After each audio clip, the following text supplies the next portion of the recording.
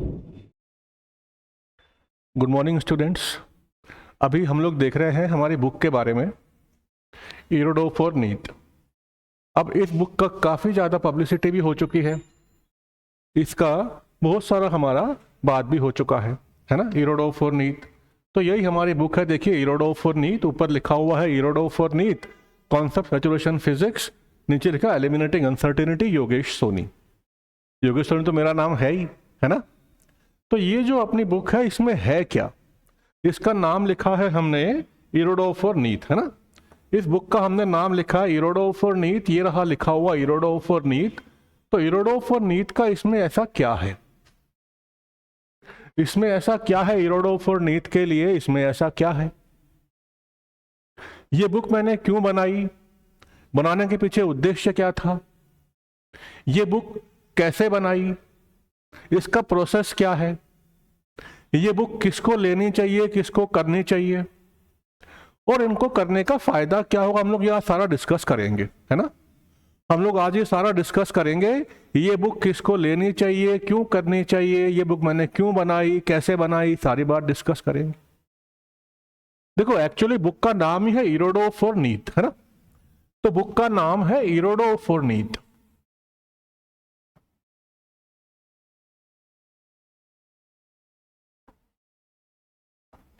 तो ये हमारा बुक का नाम है इरोडो फॉर नीट। अभी आप लोग बोलेंगे sir Irodov for NEET, Irodov तो आईआईटी जेईई के बच्चों के लिए है, इसमें हमारा क्या है, और वो भी थोड़ी मुश्किल पड़ती है ना। तो नीट वालों के लिए इरोडो क्या है, तो इसमें क्या है, क्योंकि मैं पढ़ा रहा हूँ कई सालों से, है ना। बहुत सारे बच्चों के रैंक्स भी आ गए मेडिकल में, जगह जगह पढ़ भी रहे हैं, कई लोग डॉक्टर बन गए, क्लिनिक खुल गए, शादी हो गई, बच्चे हो गए। फिर उन सबको हम लोग साइड में रखते हैं।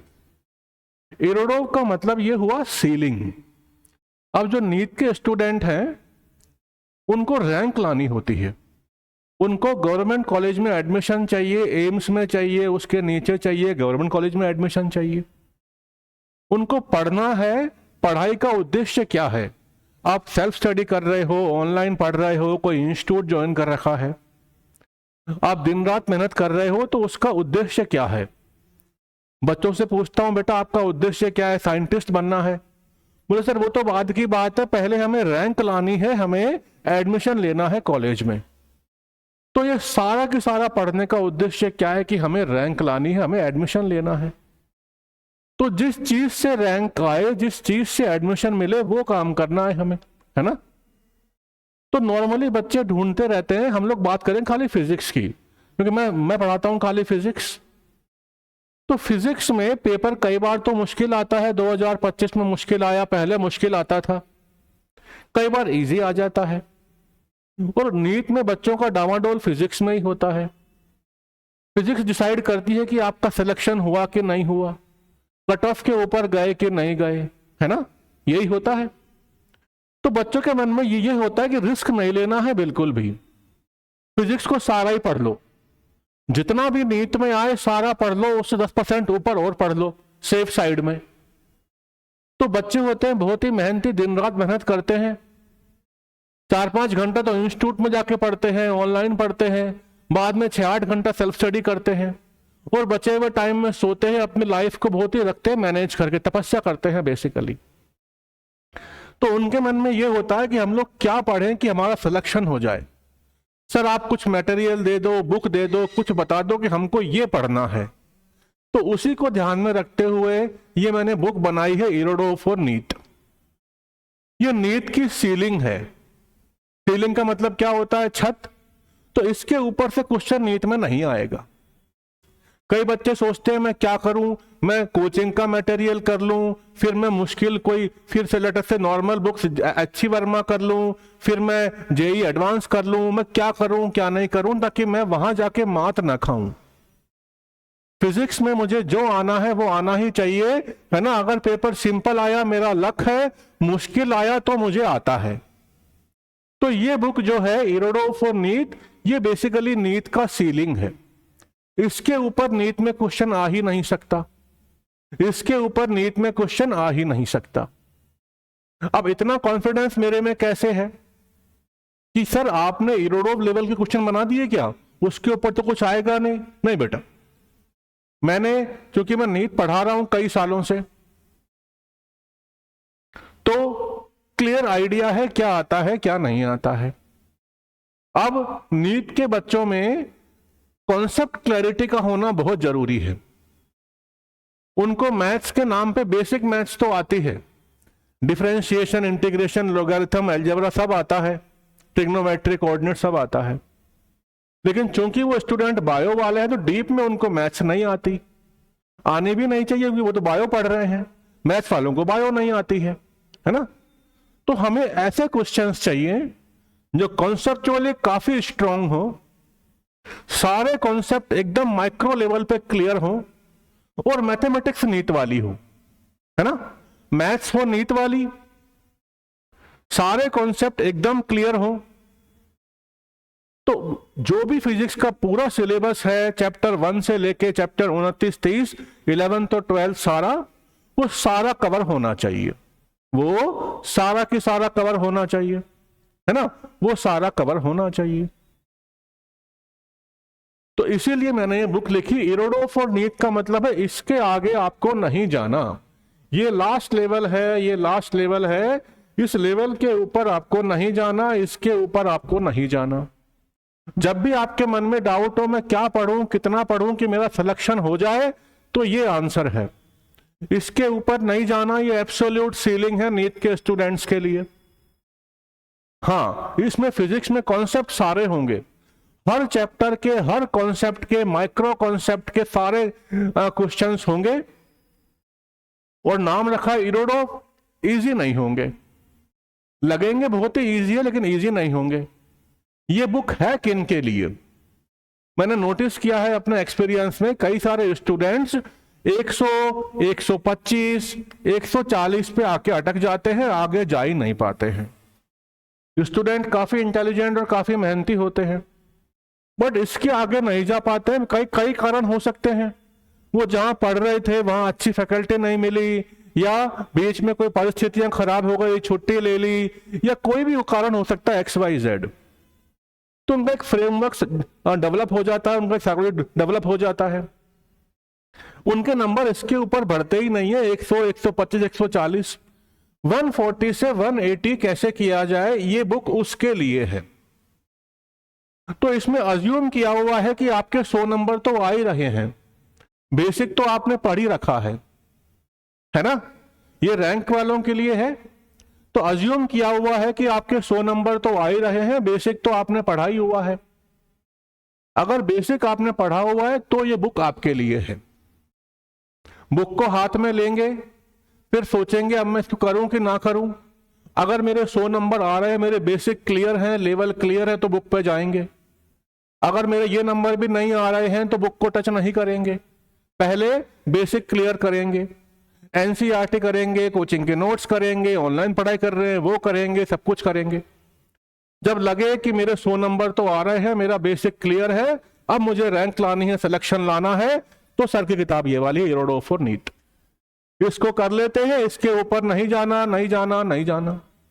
इसको किया रैंक आ जाएगी, है ना, इसको किया रैंक आ जाएगी। तो ये बुक रैंक के लिए, सिलेक्शन के लिए है कि हमें क्या पढ़ना है, क्यों पढ़ना है, कितना पढ़ना है, उसके लिए है, इसके ऊपर नहीं जाना। कॉन्सेप्ट क्लियर हुआ, किन के लिए बुक है ये बुक उनके लिए है। अब ये बुक मैंने बनाई कैसे, इसका प्रोसेस मैं आपको समझाता हूं, एक्सप्लेन करता हूं डिटेल में। ये इरोडोफ और नीट जो मेरी बुक है, ये मैंने बनाई कैसे, है ना, ताकि आपको भी आइडिया हो कि यार चलता क्या है पेपर के अंदर।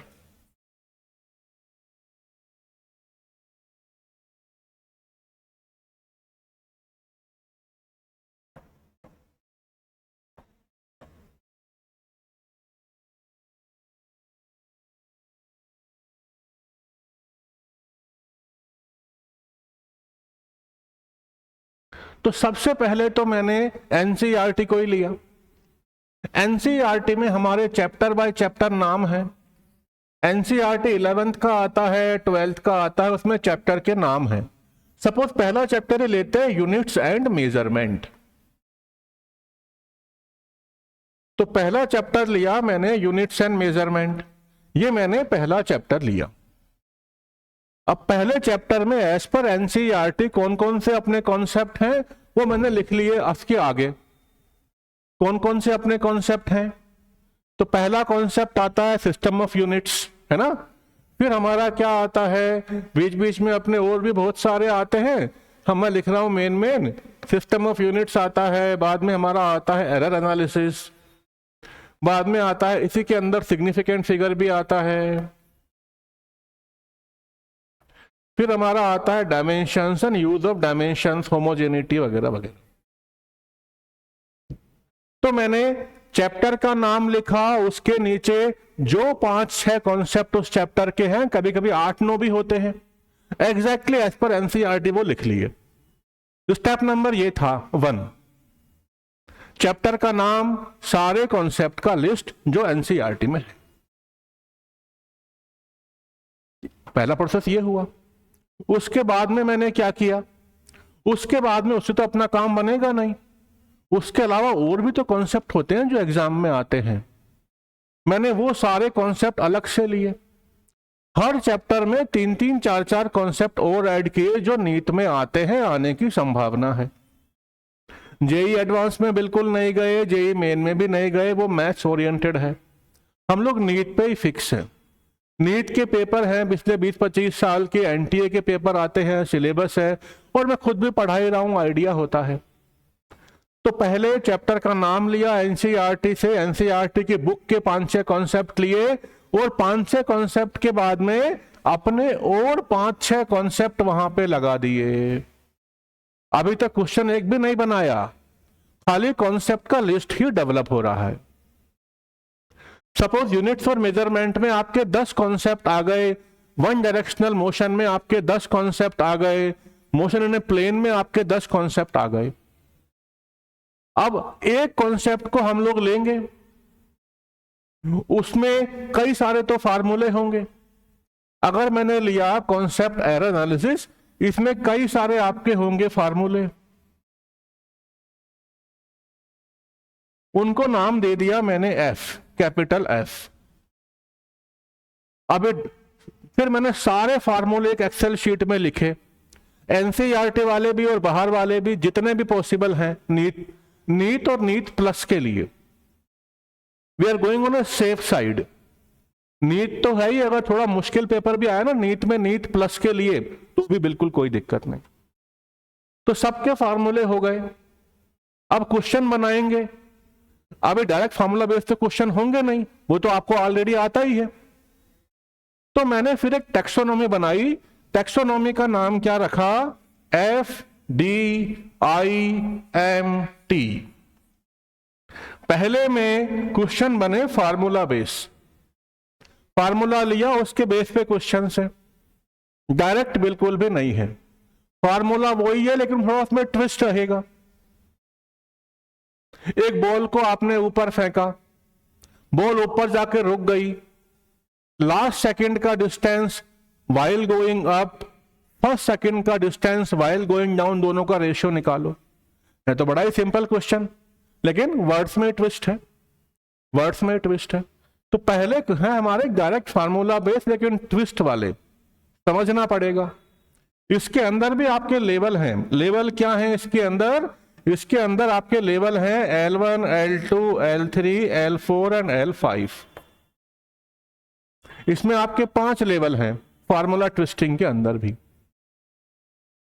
Syllabus wise, chapter wise, question wise, लेकिन सब में ट्विस्ट है।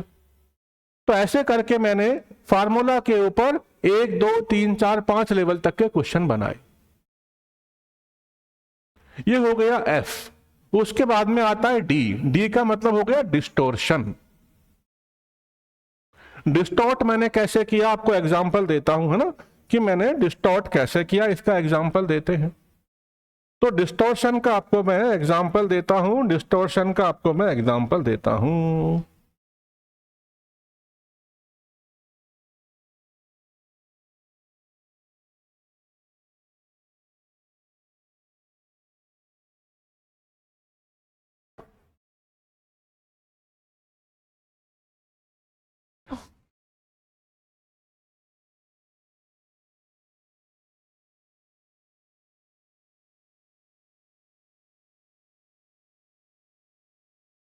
अब डिस्टोर्शन का एग्जांपल बड़ा ही सिंपल है। ये एक स्फेयर है और एक ये सर्किल पे ये ग्राउंड पे बैठा हुआ है, एकदम स्टेशनरी स्फेयर है, इसका रेडियस r है, इसका मास m है।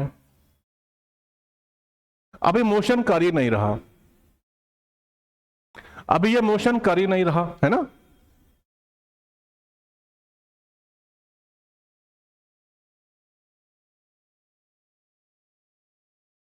नहीं सर वो चालू है, ये जो उसमें छोटा दिख रहा है उतना ही आएगा रिकॉर्डिंग में, जबकि बड़ा आ जाता है। नहीं बिल्कुल, वहां तो बहुत दिखता था बगल में तो।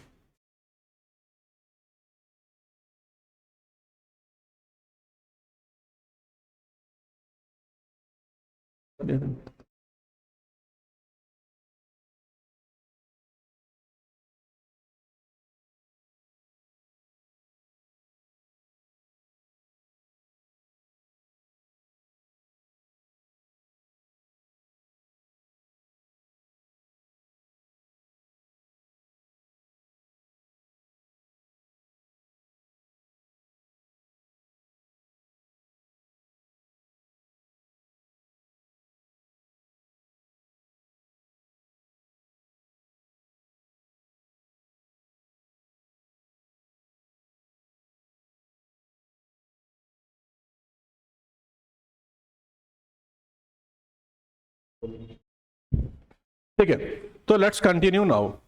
अब ये क्वेश्चन लिया मैंने, स्फेयर जो है ग्राउंड पे रेस्ट कर रहा है, यहां फ्रिक्शन है। अगर ये प्योर रोलिंग करेगा तो we already know v equal to R omega. अब मैंने क्या किया, मैंने इसको बीच में कहीं पे हिट कर दिया एक फोर्स से डेल्टा टी टाइम के लिए, इसको वेलोसिटी मिल गया v not. somebody can ask, अगर एट t इक्वल टू 0 इसका वेलोसिटी v नॉट है तो ओमेगा नॉट का वैल्यू क्या होगा, है ना, ओमेगा नॉट का वैल्यू क्या होगा। फिर आप लोग क्या करोगे, भाई ये तो मेरा सेंटर ऑफ मास है, इसके अराउंड में टॉर्क निकाल लेता हूं, टॉर्क का वैल्यू तो 0 है, फोर्स तो इससे पास ही हो रहा है, जब टॉर्क ही नहीं है तो ओमेगा नॉट तो मेरा होगा ही नहीं। ये कोई भी स्टूडेंट कर लेगा। अब अगर मैंने फोर्स थोड़ा भी ऊपर लगा दिया, सपोज मैंने क्या किया, फोर्स थोड़ा ऊपर लगा दिया सेंटर ऑफ मास से h हाइट पे, तो फिर टॉर्क भी आएगा। टॉर्क क्या आ जाएगा, एफ एच। टॉर्क का इंपल्स क्या होगा, F H delta T equal to I omega not, उससे ओमेगा नॉट निकाल लोगे, और जो फोर्स का इंपल्स है वो क्या होता है, F delta T equal to M V not, उससे आपका वी नॉट निकल जाएगा। तो वी नॉट निकल गया, ओमेगा नॉट निकल गया, यहां तक तो सब लोग निकाल लेंगे। इसमें हमारी बुक का क्या मतलब, इसको मैंने डिस्टॉर्ट कर दिया थोड़ा सा। डिस्टॉर्ट क्या किया कि ऐसा हाइट कि यहां पर मैंने फ्रिक्शन को 0 कर दिया, यहां पर फ्रिक्शन है ही नहीं।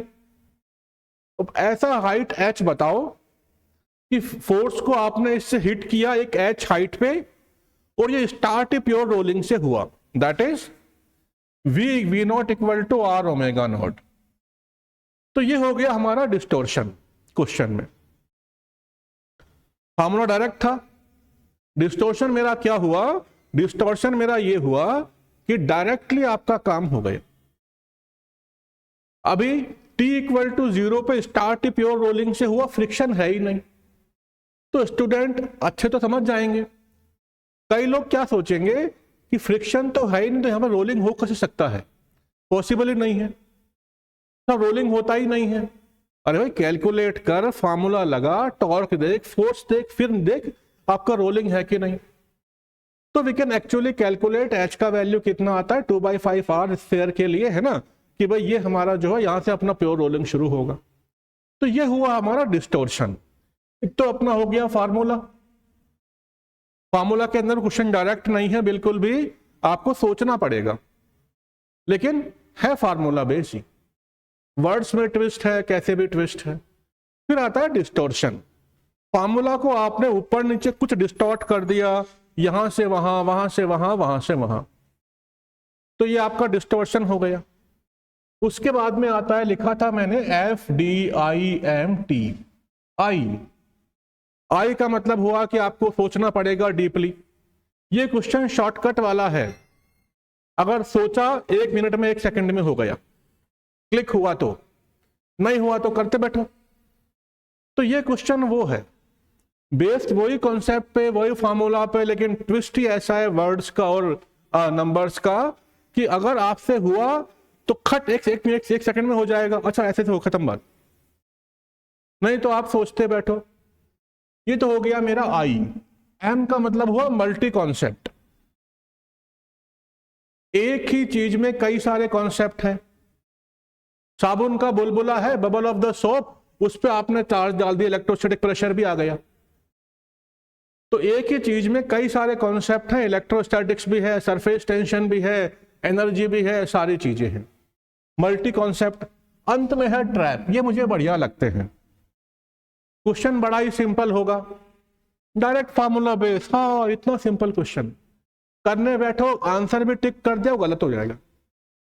ये क्वेश्चन है ट्रैप वाले। तो इनको बहुत करना है, सावधानी से, बहुत ही केयरफुली करना है। तो इस बुक में डायरेक्ट फार्मूला बेस्ड क्वेश्चन बड़े इजी मिलेंगे भाई, नहीं मिलेंगे। ऐसे क्वेश्चन बहुत ही कैलकुलेशन हो, बहुत ही लेंदी हो, वो भी नहीं मिलेंगे। ये बुक फिजिक्स के कॉन्सेप्ट को नीट के बच्चों के लिए बहुत सिंपल वे में समझाने का एक टूल है। हर क्वेश्चन में आपको सोचना पड़ेगा, हर क्वेश्चन में बड़ा केयरफुली ध्यान देना पड़ेगा। सारे कॉन्सेप्ट कवर हैं, सारे, कुछ भी नहीं छोड़ा गया है। तो ये बुक सीलिंग है, इसके ऊपर तो आ ही नहीं सकता। हमने सारे कॉन्सेप्ट कवर कर लिए, 11th के भी, 12th के भी, और डिफिकल्टी लेवल सारे कवर कर लिए। फार्मूला को ट्विस्ट कर लिया, डिस्टॉर्ट कर दिया, शॉर्टकट भी देख लिया, एक में कई सारे कॉन्सेप्ट भी डाल दिए, अंत में ट्रैप भी डाल दिया।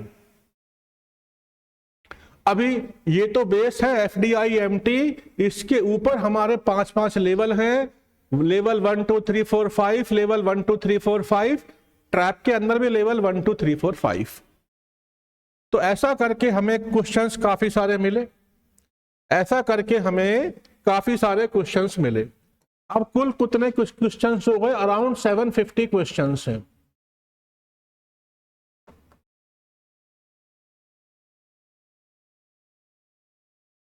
बुक स्टूडेंट्स के लिए काफी इजी रहे, जो इंटरेस्टेड है उनके लिए।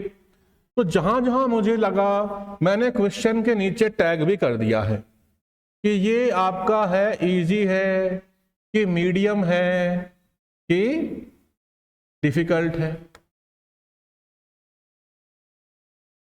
ये डायरेक्ट फार्मूले वाला है या ये कोई शॉर्टकट वाला है ना, या ये आपका मल्टी कॉन्सेप्ट है,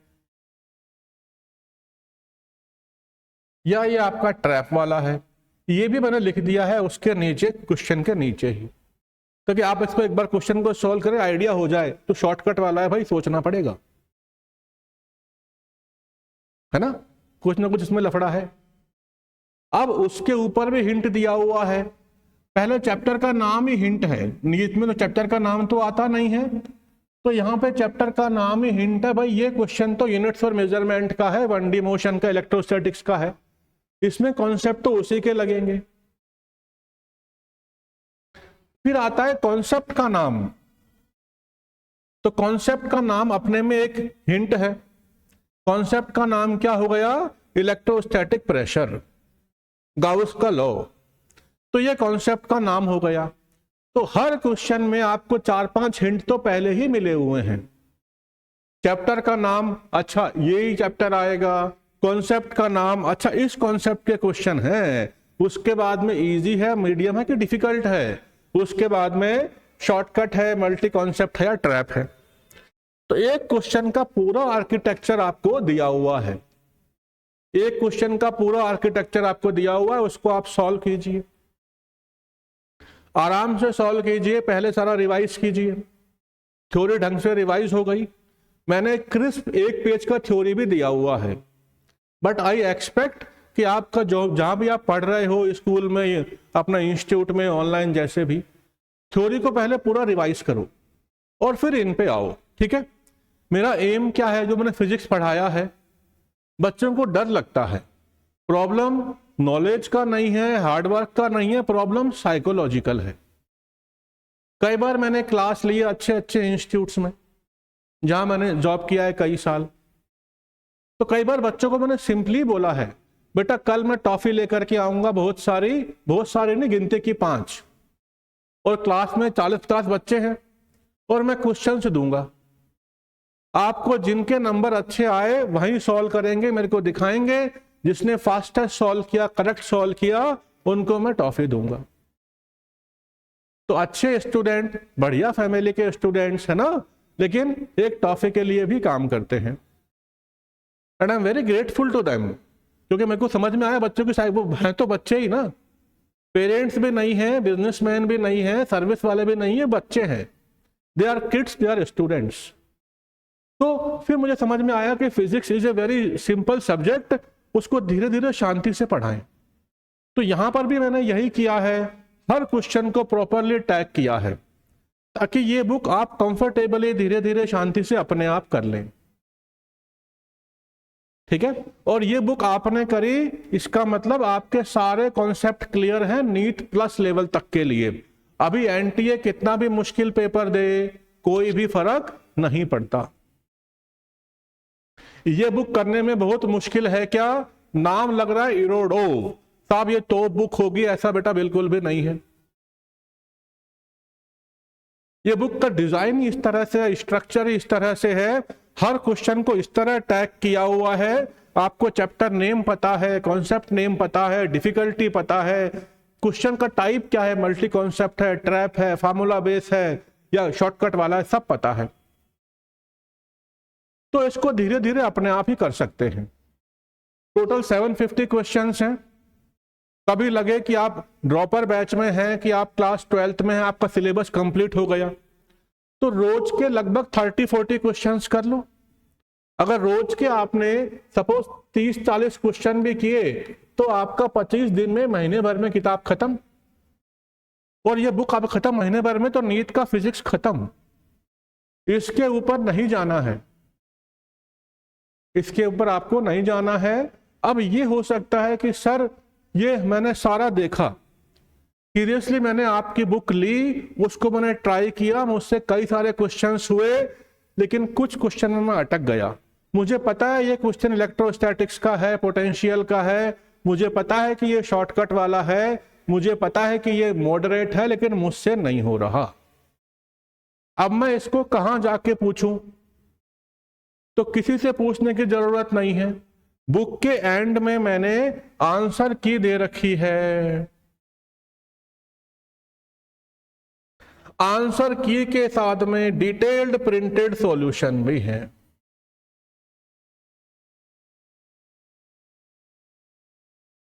उनको ढंग से पढ़ लो, कॉन्सेप्ट क्लियर हो जाएगा, है ना। तो जब तक वो क्वेश्चन का कॉन्सेप्ट क्लियर ना हो, आप क्वेश्चन के टैग देखो, पीछे के सॉल्यूशंस पढ़ो, बाद में थ्योरी को रिवाइज करो, तब तक उस कॉन्सेप्ट के बाकी क्वेश्चंस नहीं करने हैं। वो कॉन्सेप्ट में आपकी वीकनेस है ना, वीकनेस है। लगे कि साहब ये तो रोटेशन का क्वेश्चन आ गया, क्वेश्चन देखो, नहीं आता है, सॉल्यूशन देखो, नहीं हुआ, थ्योरी को रिवाइज करो। इस साइकिल में चलो 2-3 बार, है ना। आप क्वेश्चन, सॉल्यूशन, थ्योरी, जब लगे मेरे को समझ में आ गया, क्योंकि आपको मैंने पहले ही कहा बहुत ही लेंथी कैलकुलेशन बिल्कुल नहीं है, बहुत ही खतरनाक मैथ्स ना ना ना ना बिल्कुल नहीं है, कॉन्सेप्ट बेस है। ये तो फिजिक्स है, बड़ा इजी सब्जेक्ट है ना, सबके लिए इजी होता है, तो आपके लिए भी इजी होगा। तो it is physics for NEET plus, है ना, इट इज इजी। ये इजी मामला है, तो बड़ा ही इजी वे में आप सारा समझ लेंगे। बुक को करने के बाद में आपको खुद को रियलाइज होगा इसके ऊपर नहीं जाना था, सर ने बिल्कुल सही बोला था। तो 750 क्वेश्चन मात्र हैं, है ना, इससे राइट, इसमें सारा अपना कवर हो गया।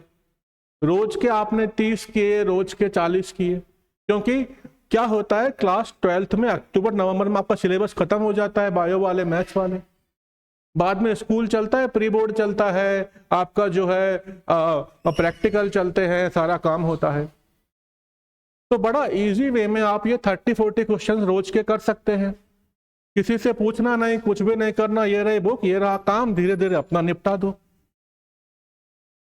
धीरे धीरे अपना निपटा दो।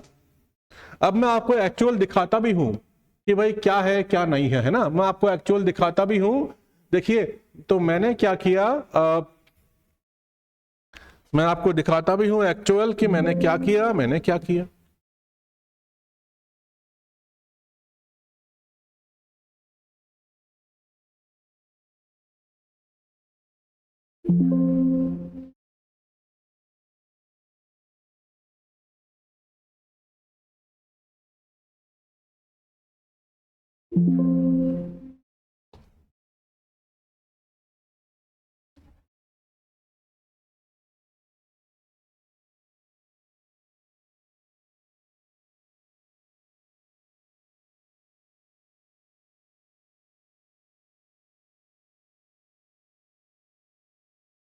ये अभी बहुत ही छोटा दिख रहा है, तो मैं देखता हूं ये एनलार्ज होता है क्या, है ना।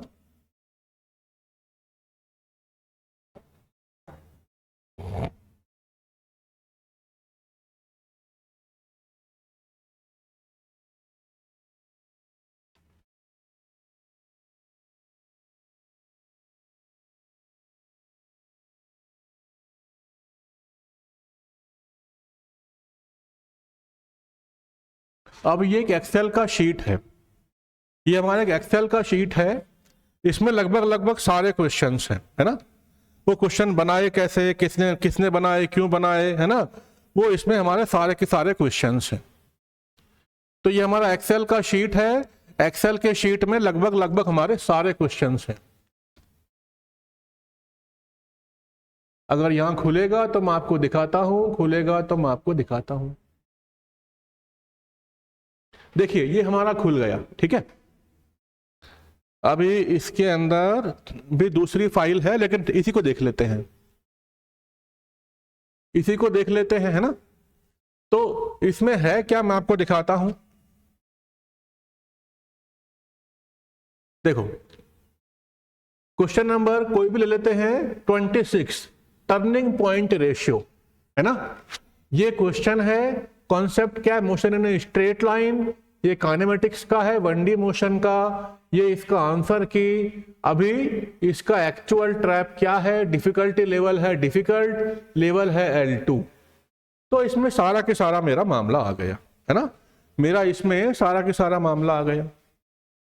फिर मैंने हर एक क्वेश्चन का डिफिकल्टी लेवल अलग से कैलकुलेट किया, अलग से एक्सेल फाइल पे, और इस तरह से अपना सारा काम किया, इस तरह से अपना सारा काम। अगर ये एनलार्ज होता है तो मैं आपको दिखाता हूं एनलार्ज करके भी।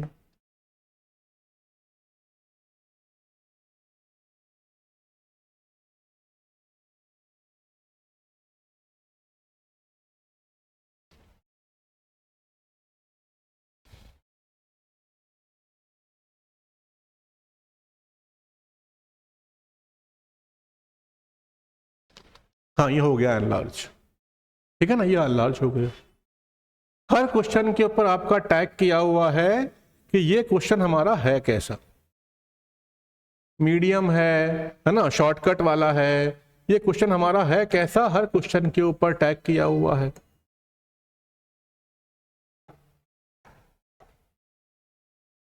लेवल क्या है, L2 है, L3 है, L4 है, लगभग लगभग सब पे टैग किया। तो आपको खाली ये 750 क्वेश्चंस करने हैं, आपको खाली ये 750 क्वेश्चंस करने हैं, और दैट्स इट। ज्यादा आपको करने ही नहीं है, ज्यादा आपको करने ही नहीं है, ज्यादा आपको करने ही नहीं है ना, ज्यादा आपको नहीं करने हैं, ठीक है। तो now we are back to our book Irodov for NEET, Irodov for NEET, ये हमारी बुक है। Now it is clear to everybody कि ये बुक मैंने क्यों लिखा, किसके लिए लिखा, क्या नहीं लिखा। अब ये बुक अवेलेबल कहां कहां पर है, ये बुक अवेलेबल कहां कहां पर है।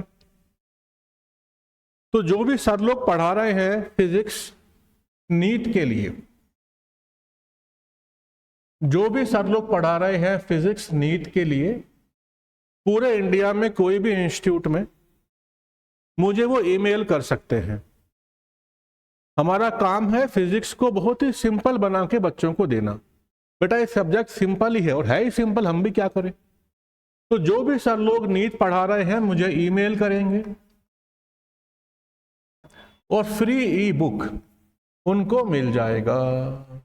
क्योंकि आजकल तो मैंने देखा है इंस्टीट्यूट्स वगैरह में सर लोग तो लैपटॉप रखते हैं, टैबलेट रखते हैं एप्पल का, या है ना, हार्ड बुक्स तो आजकल सर लोग बहुत ही कम रखते हैं। तो जो भी सर पढ़ा रहे हैं फिजिक्स उनको ये बुक का रिक्वायरमेंट है तो मुझे ईमेल कर देंगे। मेरा ईमेल मेरे यूट्यूब चैनल में है। आपको बुक फ्री मिलेगी, कंप्लीटली फ्री। बच्चों की हेल्प भी तो करनी है हमें। नंबर 1, स्टूडेंट्स को बुक कहां से मिलेगी? क्योंकि नॉर्मली स्टूडेंट्स जो है हार्ड कॉपी पढ़ते हैं। तो अभी ये बुक का फाइनल फॉर्मेटिंग चालू है। पब्लिशर के अपने रिक्वायरमेंट होते हैं, कोई पब्लिशर हो ये फॉर्मेट है, ये कलर में आएगा, ये पिंक में आएगा, ये ब्लू में आएगा, है ना। तो बुक का फाइनल फॉर्मेटिंग चालू है। तो लेट अस से अगले 2 हफ्ते में बुक रिलीज हो जाएगी। रिलीज होने के बाद में आपको ये बुक कहीं भी मिल सकती है। आपके पास में जो स्टेशनरी वाला है उससे मांग लीजिए, बुक सेलर वाले से मांग लीजिए, आपके इंस्टीट्यूट वाले को बोल दीजिए। नहीं माने कोई भी तो आप जो है अमेजन से ऑर्डर कर दीजिए, फ्लिपकार्ट से ऑर्डर कर दीजिए, तो आपको आपकी बुक मिल जाएगी, है ना। आपको आपकी बुक मिल जाएगी। This is my book Irodov for NEET. और कोई भी आपका डाउट हो, क्वेरी हो, आप मुझे कमेंट्स में लिख के बोल सकते हैं। अभी इसमें एवरी सिंगल क्वेश्चन, एक एक क्वेश्चन को मैंने खुद ने पर्सनल चेक किया है। ये बुक के लायक है भी कि नहीं, ये आना चाहिए कि नहीं आना चाहिए बुक में, है ना। तो हर सिंगल क्वेश्चन को मैंने खुद ने पर्सनली चेक किया है, बनाया है, वेरीफाई किया है। तो हर चीज आपकी संतुलित और बैलेंस वे में है ना। तो टीचर लोगों के लिए ये बुक ऐसे मिलेगी, स्टूडेंट्स कहीं से भी इसको ऑर्डर कर सकते हैं, वैसे मिलेगी। कोई मुझे फीडबैक देना चाहता है, सर बुक के अंदर आप ये भी इंक्लूड कीजिए, वो भी इंक्लूड कीजिए, ऐसा भी कीजिए, वैसा भी कीजिए, तो मेरा ईमेल आईडी मेरा यूट्यूब चैनल में है ही। ईमेल आईडी मेरा क्या है? सोनी योगेश 123@gmail.com, ये मेरा ईमेल आईडी है। मुझे ईमेल कर सकते हैं, है ना, मुझे ईमेल कर सकते हैं। अब वीडियो को ख़त्म करने से पहले मैं एक बात ज़रूर बोलूँगा, बेटा कोई भी कॉम्पिटिटिव एग्ज़ाम हो, एग्ज़ाम के 1-2 महीना पहले आपको टेंशन हो जाता है। वो बिना बात का टेंशन होता है, आपके मूड्स अप एंड डाउन होने लग जाते हैं। सारा तो मैंने पढ़ ही लिया, मेरा होगा कि नहीं होगा। आप कईयों के फैमिली में पेरेंट्स को अपने आप ही टेंशन हो जाता है, बच्चे का होगा नहीं होगा। खुद ने सारी दुनिया देखी हुई है, इतना साल तो लाइफ निकाल ली, तो पता है भाई पढ़ रहा है, प्रोसेस है ना, प्रोसेस तो फॉलो कर ही रहा है। स्टिल मूड स्विंग होना बहुत ही नॉर्मल है। तो आपको कहीं ना कहीं इमोशनल सपोर्ट भी लगेगा। नॉलेज, स्टडी, पढ़ाई अपनी जगह, इमोशनल सपोर्ट अपनी जगह पे। सपोर्ट के लिए खाली 3 ही जगह हैं जो इम्पार्शियल हैं। या तो भगवान, वो तो इम्पार्शियल है ही, सबके लिए सेम है ना। या कोई आपके इंस्टीट्यूट में आपका फैकल्टी, आपका सर जो लगे काफी नॉलेजेबल है, काफी अच्छा है, या आपके पेरेंट्स। जहां भी आपको लगे ईमानदारी का रिश्ता है, ऑनेस्टी है, अच्छा रिश्ता, वो आप उसको बना के रखिए। ये जो अंत में होता है ना मूड स्विंग वगैरह, तो मूड स्विंग का इलाज वही है, आपके सर से बातें कीजिए अगर आपको लगे वो ईमानदार है, ऑनेस्ट है। आपके पेरेंट्स से कीजिए अगर लगे कि हाँ भाई ये तो प्रेशर में नहीं है। अगर वो खुद ही प्रेशर में है तो वो तो फिर उनसे अपन क्या करें। कोई भी नहीं मिलता है, भगवान तो है ही, भगवान से बातें करेंगे, वो तो सभी का होता है। तो आपको इमोशनल सपोर्ट भी बहुत ज्यादा चाहिए। मैंने कई सारे बैच लिए हैं मेडिकल के बच्चों के, लास्ट के 1 महीने में उनको इमोशनल सपोर्ट चाहिए होता है। वो मुझे फोन करते हैं, सर आप कहीं गए तो नहीं? बेटा मेरे घर के अंदर यूं अंदर से बंद और कर लिया, कहीं नहीं गया। I normally talk with them, talk general बातें कर लेता हूँ, पॉलिटिक्स की, भगवान की, जनरल पब्लिक की। They feel emotionally very stable. तो अंत में आपको इमोशनल स्टेबिलिटी भी चाहिएगा। ये आपने बुक कर ली, सारा कर लिया, फिजिक्स आपने पूरा पढ़ लिया, लास्ट के 1 मंथ में आपको इमोशनल स्टेबिलिटी चाहिए, उसका भी आप लोग ध्यान रखेंगे। With that I close my video. Thank you.